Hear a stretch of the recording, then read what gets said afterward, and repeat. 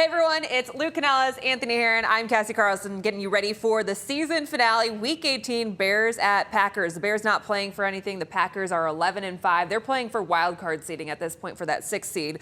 We've talked a lot about this season for the Bears. It's just been plain disappointing. How will you remember this year, Lou? I will remember this as the ultimate high in London when they were 4-2 after that win over Jacksonville, and seeing all those Bears fans at Big Ben walking around London, checking out all the different tourist attractions and doing Bears Blitz in that bar where you could barely move. So much excitement. Me driving to the airport on Monday morning thinking, okay, what's my schedule like in January? Because I've got to get ready for the playoffs. And then watching that game against Washington, the second to the last play, and asking, why did they give him so much room? Why did they allow the Commanders to complete that pass and put themselves in the position to throw the Hail Mary that broke their season?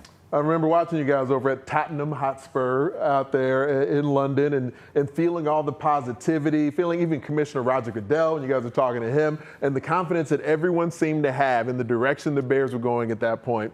And everything has fallen pretty flat, to say the least, since then. So it's a season that came in with a lot of excitement. It felt like they were riding some high momentum off the offseason that was there. Free agent acquisitions, trades, draft capital, you name it. And the start, they didn't take advantage fully of the schedule that was available to them, and then everything since then, especially getting into conference play. I will say they've continued to play hard. They've been in some of these games late, but a lot of those frailties, a lot of those foibles that were really even a part of the formula early in the season when they were winning games, we've seen them cost them so many games down the stretch. You know, going to Hallis Hall this week, and although they have a game to prepare for, a lot of it has been reflecting on what went wrong this season and going through a coaching hire that's going to come up this offseason, what players want to see. And Caleb said he wants someone who's disciplined, who's going to challenge him, who's also wants to win. But you talk about expectations, Lou. Is that something a coach will have to manage walking into a city like Chicago, a media market, where the questions are going to be thrown at him right off the bat? Like, what expectations do you want to set? Do you have to temper them? I don't think so. Tell me how you manage expectations. What does that mean? Hey, we won 4 games last season. We were 4-13. Hopefully we show growth and win 6 games this season. As a season ticket holder, heck no. You better tell me that we got a shot at going to the playoffs. To me, that's the expectation. You still got a lot of talent on that roster. You still have Caleb Williams, who won a Heisman Trophy, who was the first pick in the draft. All right, go out, make moves. You've got $82 million in salary cap space to go out and pick up free agents. You have 3 draft picks amongst the top, 45 picks in the draft. We'll find out more after Sunday where the Bears end up.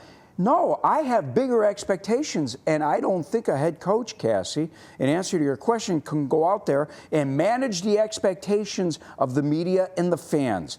We are entitled to expect our team to get to the Super Bowl every single year.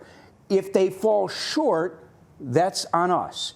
If they embarrass themselves, that's on the team.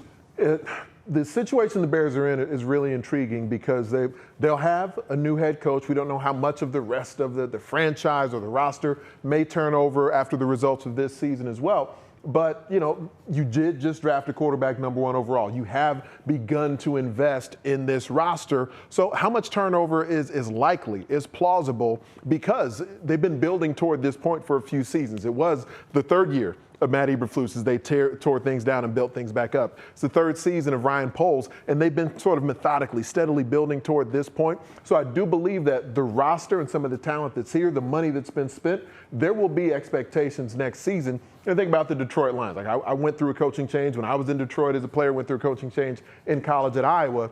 Sometimes it's just about getting the right guy that can nurture the talents that are there, put everyone in the proper position, hold players accountable to make sure that that system that you have in place is something that will drive everyone forward. In talking this week to Thomas Brown, he said, the foundation of the house always has to be good. And he referenced that maybe in training camp it wasn't a strong foundation, and that's how we saw it deteriorate as the season went on. And players are asking for that discipline. They're asking for that accountability. What does that look like to you, Lou? Accountability is I think it starts at the top. I think it starts with the front office, to be honest with you, with the president, with the general manager, and then down to the coaching staff, his assistant coaches. And, I referenced this on the show, Cassie. If a player makes a mistake out there and deserves to be benched, then he should be benched no matter how good he is. and he should remain on the bench for as long as that coach deems he should be there. I think that players got away with things. I wasn't at training camp, so when it was referenced to the media this week, I really didn't know what they were talking about, but it was referenced enough. And when the GM comes out and talks about it on the radio, Big A, then I ask myself, well, if the GM heard about it or saw it during training camp, why was it not addressed immediately? And you think about some of the head coaches who are having success this season, even within the division. When Dan Campbell first took over in Detroit a few seasons ago, things started off really slow for him. He hadn't been a coordinator, hadn't been a head coach, but he certainly had the pulse of his football team. And we see how galvanized the Lions are around him with his approach. And he is a very passionate guy, very vocal guy. Matt LaFleur, not necessarily the biggest yeller and screamer. We've seen it here in Chicago with Lovie Smith, a very understated sort of personality. But everyone in that Bears locker room who played for Lovie knew exactly who was leading that team day in and day out. So sometimes it can be about being passionate, but having the pulse of your team, knowing the right buttons to push at a given point. Maybe it is benching a guy. Maybe it's loving a guy up and letting him know we've still got faith in you even though you've made a certain mistake. But that's where knowing that leader and getting the right hire. You bring in the right guy and you have to be able to entrust him with knowing those buttons to push at the right time. And guys, it could take a while. It may not happen immediately. I was looking back at some of the records.